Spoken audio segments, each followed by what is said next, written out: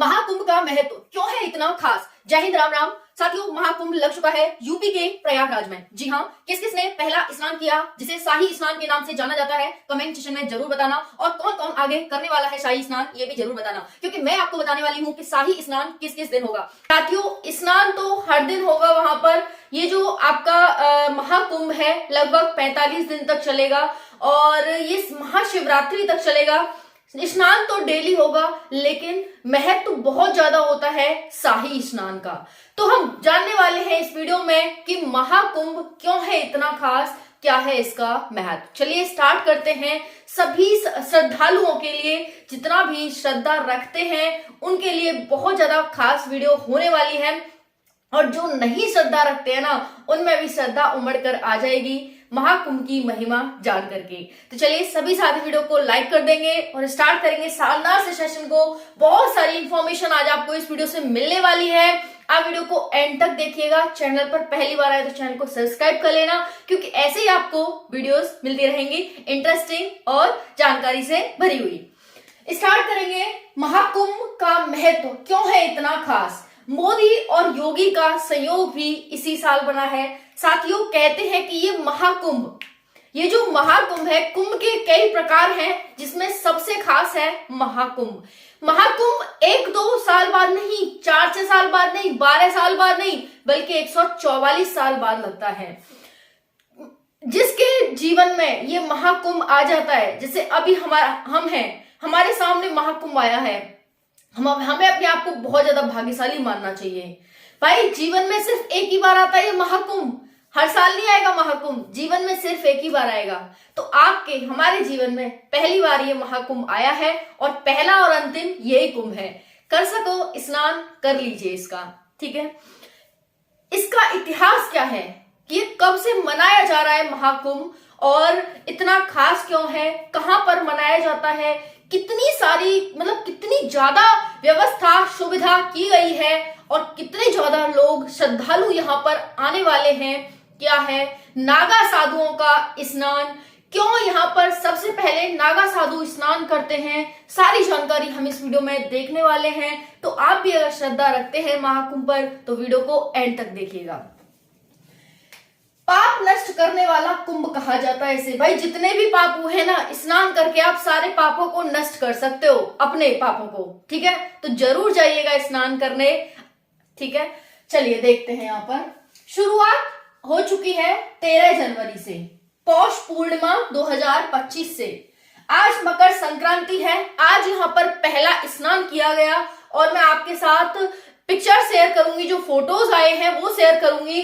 तो भाई, जो मैं फोटो शेयर कर रही हूँ ना, वो 6:15 के यानी 6:15 बजे के आज मकर संक्रांति के फोटो हैं, मंगलवार के फोटो हैं। आज यहाँ पर साथियों मंगलवार को 1.5 करोड़ लोगों का स्नान हुआ, एक दिन में सिर्फ 1.5 करोड़ लोगों का। और आज शाही स्नान था। शाही स्नान 6 दिन होगा, जो कि इस प्रकार होगा।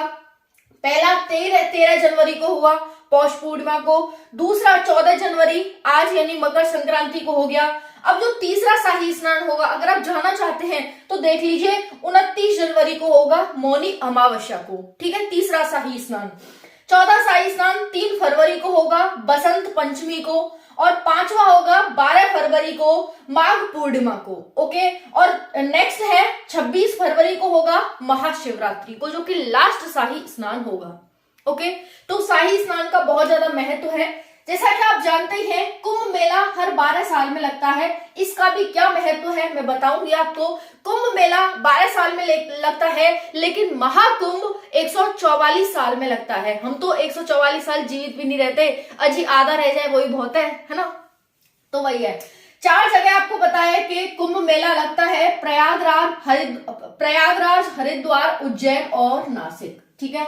ये महाकुंभ सिर्फ प्रयागराज में लगता है, लेकिन कुंभ मेला 4 जगह लगता है, जिसमें प्रयागराज, हरिद्वार, नासिक और उज्जैन है। लास्ट टाइम जो यूपी के प्रयागराज में मेला लगा था वो 2019 में लगा था, और वहां से सरकार को 1.2 लाख करोड़ रुपए की आमदनी हुई थी सरकार को। किसको? यूपी सरकार को। जी हाँ, बिल्कुल सही सुन रहे हैं, उत्तर प्रदेश सरकार को। तो सरकार यहाँ पर पैसा इन्वेस्ट भी कर रही है श्रद्धालुओं की रक्षा के लिए, उनको सुरक्षा देने के लिए पूरी तरह से।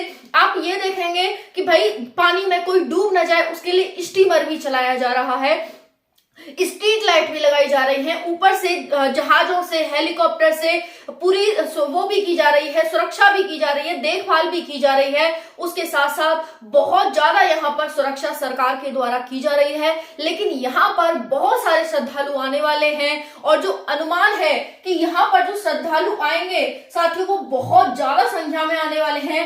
लगभग यहाँ पर मतलब करोड़ों में 40 से 45 करोड़ लोग आएंगे। यहाँ पर 40 से 45 करोड़ लोग, आप इससे अंदाजा लगा सकते हैं।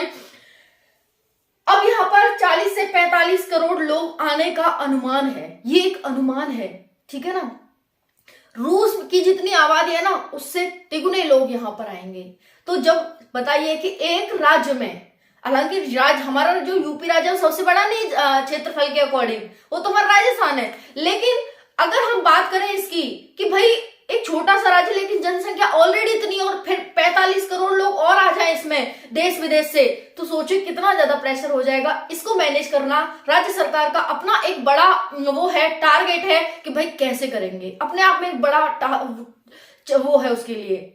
लेकिन फिर भी करना होगा यहाँ पर, और सरकार को इससे बहुत अच्छा रेवेन्यू भी प्राप्त होने वाला है भाई। चूंकि यहाँ पर अगर हम बात करें ना तो साथियों आप जानकर आश्चर्य हो जाएंगे कि यहाँ पर 45,000 परिवारों को रोजगार मिलेगा, 45,000 परिवारों को, ठीक है ना। परिवार, लोगों की बात नहीं कर रही, परिवारों को रोजगार मिलेगा, ठीक है।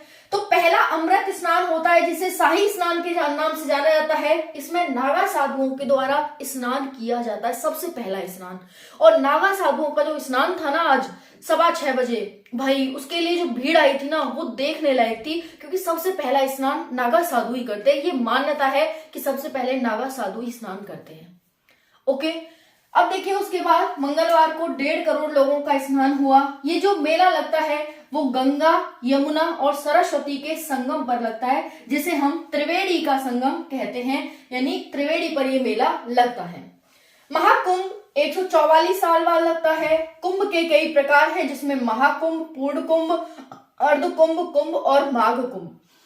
महाकुंभ 144 साल बाद लगता है, पूर्ण कुंभ 12 साल बाद, अर्धकुंभ 6 साल बाद, कुंभ 3 साल बाद और माघ कुंभ हर साल लगता है, ठीक है। ये देख लिया आप सभी ने। चलिए अब देखिए जितना राम मंदिर पर खर्चा हुआ था ना राम मंदिर को बनाने में, उससे 3 गुना खर्चा यहाँ की चौक चावंद करने में सरकार खर्च कर रही है, 3 गुना उससे, ठीक है। समझ में आ गया आप सभी को। अब देखिए यहाँ पर मान्यता क्या है कि ये महाकुंभ क्यों लगता है, क्यों इतना खास है। तो भाई हेनसांग एक चीनी यात्री था जो कि इतिहास में कभी भारत आया था, उसके द्वारा हर्षवर्धन के बारे में बताया गया था कि भाई जो सम्राट हर्षवर्धन था ना वो यहाँ प्रयागराज जाता था दान करने के लिए, ठीक है। पहली तो कहावत यह है कि दान करने के लिए प्रयागराज जाता था, हेनसांग की किताब में पता चला है। दूसरा था कि भाई देवता और असुरों का जो युद्ध हुआ था, देवता और असुरों का युद्ध हुआ था, वो युद्ध 12 दिन तक चला था। और उसमें से जब वो मंथन हो रहा था किसके लिए, अमृत के लिए, उसमें से जो चींटे गिरी थी वो 4 जगह बूंदे गिरी थी, वो 4 जगह गिरी थी। वो 4 जगह ये थी हरिद्वार, उज्जैन, प्रयागराज, नासिक, हरिद्वार और उज्जैन, 4 जगह गिरी थी। तो इसी वजह से यहाँ पर कुंभ मेला लगता है। ओके, अब ये महाकुंभ क्या होता है, जब 12 कुंभ लग जाते हैं उसके बाद ये महाकुंभ लगता है। 12 कुंभ लगने के बाद 12 144, तो जब ये महाकुंभ लगता है, ये इसकी खासियत और महत्व है, ठीक है। प्रयागराज में त्रिवेणी के संगम पर लगता है, नासिक पर हरिद्वार गोदावरी के संगम गोदावरी पर लगता है ये महाकुंभ, और हरिद्वार में गंगा पर और उज्जैन में शिप्रा नदी पर लगता है। तो इन नदियों पर ये कुंभ लगता है और कुंभ में बस नहाना होता है, हमें नहा करके अपनी श्रद्धा प्रकट करना, वहां पर उनको वो करना होता है भाई। तो बस श्रद्धा का ये पूरा खेल है, लोग विश्वास करते हैं कि हाँ भाई कुछ है, भगवान है, तो इसीलिए वहां पर इतनी दूर दूर से लोग वहां पर आते हैं और आए हैं, आते रहेंगे, ठीक है। तो रूस की 3 गुना आबादी जितने लोग यहाँ पर आने वाले हैं, 67,000 स्ट्रीट लाइट्स लगाई जा रही हैं, 13,000 ट्रेनें चलाई जा रही हैं, 13,000 ट्रेनें, 45,000 लोगों को फैमिलियों को यहाँ पर रोजगार मिलने वाला है। 2 लाख करोड़ का यहाँ पर रेवेन्यू 2 लाख करोड़ का इस बार रेवेन्यू सरकार को प्राप्त होने वाला है। क्योंकि हर व्यक्ति 5-10 हजार रुपए खर्च करके जाएगा ही जाएगा, तो जो लोगों की आने की संभावना है श्रद्धालुओं की 40 से 45 करोड़ है, तो उससे 2 लाख करोड़ रुपए का रेवेन्यू संभव है। ठीक है, तो ये मैंने आप सभी को बता दिया भाई। शाही स्नान ध्यान रखना, 6 शाही स्नान है, 13 को हो चुका है, 13 जनवरी को, 14 जनवरी को भी हो चुका है, 29 को होगा, 3 फरवरी को होगा, 12 फरवरी को होगा, 26 फरवरी को होगा। तो ये 4 स्नान याद रखना। बाकी प्रयागराज ये कुंभ कहाँ कहाँ लगता है और महाकुंभ सिर्फ यहीं पर लगता है, ये ध्यान रखना। ओके, बाकी इस बार मोदी और योगी का तो संगम आपको पता ही है। ठीक है, चलिए, और कोई डाउट हो तो कमेंट के माध्यम से जरूर पूछिएगा। ज्यादा से ज्यादा संख्या में स्नान करने जाएं। ठीक है, थैंक यू, जय हिंद।